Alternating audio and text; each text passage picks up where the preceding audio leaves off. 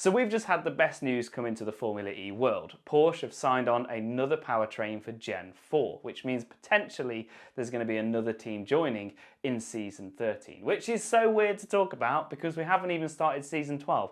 That is literally 16 days away before we go lights out in Sao Paulo in the Gen 3 Evo car, which looks like this. What we're talking about today is the Gen 4 car, which is actually not next year's car. Well, it kind of is, but it's the 2026 to 2027 car, and it looks like this. It's evil, it's fast, and the spec sheet is absolutely mega.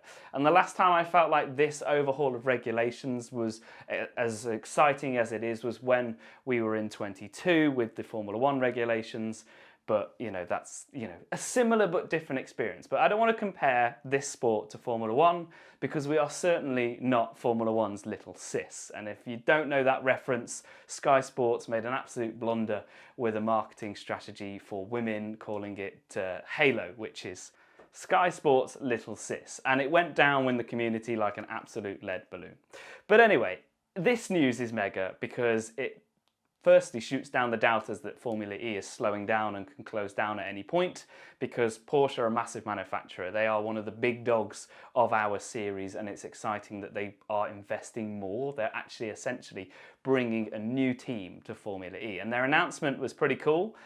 No purple Porsche car on there, but showing off a red and a silver car, which are potentially, what they could look like in Gen 4. So to put this in simple terms for anyone who doesn't understand what this means, obviously at the moment we have two Porsche teams in the current championship, which go by Porsche, the main constructor team, and we have Andretti, which is what we would call a customer team. So Andretti buy the powertrain for their car. And what's essentially going to happen here is there's going to be someone in the middle, a new team.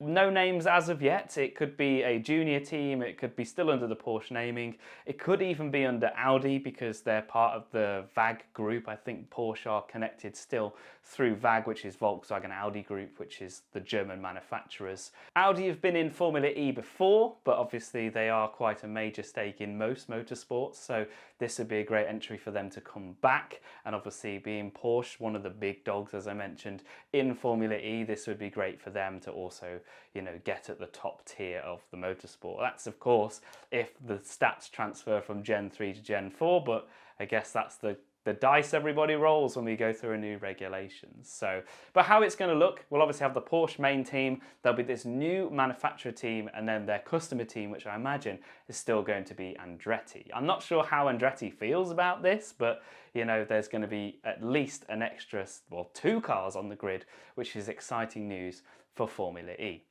And also for Gen 4, Opel, for the guys in England, that's kind of Vauxhall, but Opel have also announced that they want to join Formula E in 26-27 for the Gen 4 era, which potentially means we're going to have up to 24 cars on the grid, which can only mean one thing. Welcome to the EE voicemail. I'm sure he'll call me back because it would be a massive, everyone would like that for Sam Bird to return to Formula E. Not only to get that world title, but also I know he has a massive fan base out there. That's also SB10's favourite driver, so to have him back on the grid in 2026 would just be absolutely awesome. With 26 seats available, that would just, bring back another Formula E legend. And it shows how the sport will grow as we get more and more on the grid. I think 24 is a massive amount of cars to have on the grid, and any more and we'll probably start to struggle to find street circuits that are built for that many.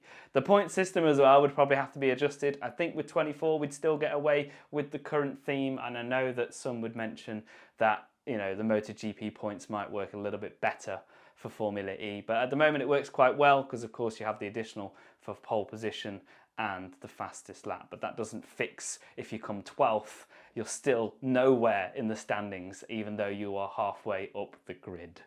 One other exciting news I could say is there's been talks and rumours of a second level of Formula E, FE2 I think it's going by just by a naming, but I think why not the Evo series, which would be using the Gen 3 Evo cars, which of course are this generation's but will be last by next year or season 13, and that's going to be our version of the Formula 2, and that's what Formula E are trying to grow to create a massive sport, and having a support series with the current teams is a massive way of getting new drivers and more teams invested in Formula E.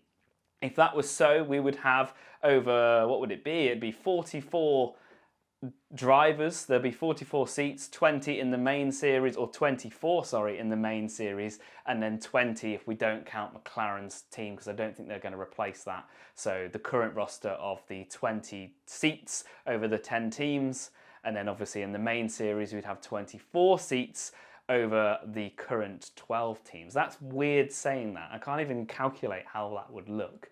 But yeah, it's absolutely amazing. So that is kind of the news currently. Obviously, I've only learned the Opel stuff through the Formula E Zones community, so thank you guys for sharing that. Obviously, on the website, I got the source for the Porsche powertrain coming into season 13. Oh, there's so many numbers, I'm finding it hard to calculate.